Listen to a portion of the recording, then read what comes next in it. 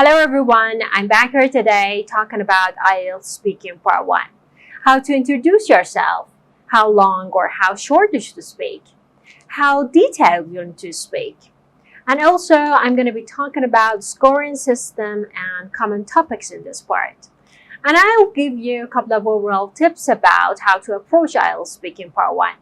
Let's break it down.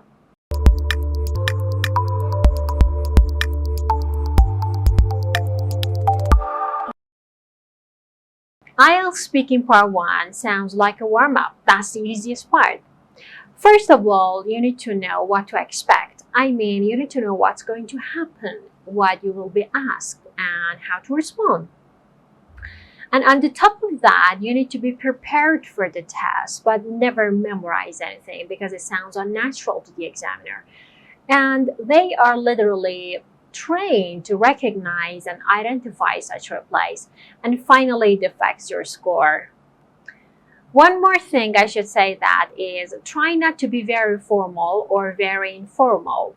Just keep the common standard of the interview. You should be comfortable talking and confident as well. In this part, your level of speaking is evaluated by using high-sounding vocabularies, and even sometimes it may make a negative impact on your score. Because whenever you want to show off with best version of your language, you need to think. So hesitation happens that slows you down and you will lose your fluency. The concepts of this part are simple, so keep it simple. Using typically and everyday words and expressions are the best choice and highly recommended. Try to get through this part with short and simple answers, but avoid just saying yes or no. Undoubtedly, it's not the right place to impress the interviewer by your complexity. It's time to impress them by your fluency and confidently talking, or even your communication skills. And when I talk about fluency, using contractions and linking or even speaking in chunks are the main parts. You need to pick up your own method of answering the questions. And in this part, the best one is to give the answer and then back it up. Support what you said and give the reason. And it mostly works for, do you like questions? Do you like music? Do you like sport? Yes, why? No, why? Give the reason. One more thing I'd like to mention is your accent. Don't worry about that. You're free to speak with any accent, but pay enough attention to your pronunciation. You need to pronounce the words correctly and clearly, but don't worry about accent. It doesn't matter. Okay, well, let's take a look at what really happens in this part.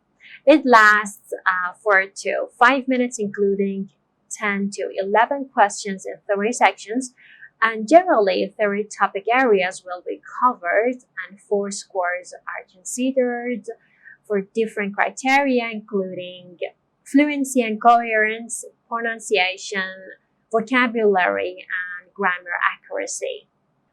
First, the examiner starts asking some questions to obtain some personal information about you, and the first one could be, what's your full name? Or can you tell me your full name? Never start by saying your nickname or whatever your friends call you. Just say your full name, what is written in your passport. For example, my name is Sarah Smith, or I'm Sarah Smith.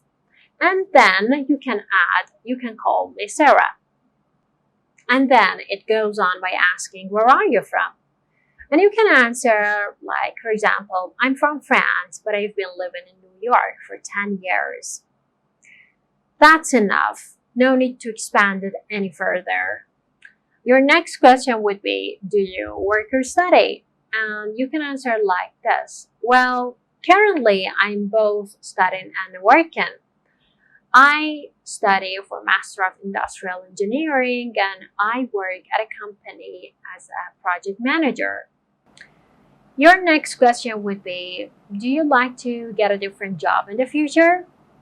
Well, not really, because I'm really happy and comfortable with my career and I haven't thought about it, so I have no plan to change my job. You see, all my answers are short and simple and natural. And after that, there might be 4 questions for one topic and 4 questions for one another topic. And some of the most common ones are like family and friends, hometown, weather, sports, I don't know, free time, your childhood, and many other topics. One more thing I'd like to add is you need to be ready for everything, sometimes for strange reactions of the examiner. Some of them are really friendly, and some of them, I don't know, they don't even look at you. And deliberately do something making you distracted, like looking at their watch or taking some notes. But something you should do is to be confident and take control over everything, and I don't know, just focus on what you're saying and don't care about anything else. That's it for today, guys. Thank you for watching, and please subscribe my channel and make sure that you're not gonna miss my coming lessons about IELTS Speaking Part 1, because we're gonna be discussing common topics in this part and they're gonna be useful. Take care and goodbye.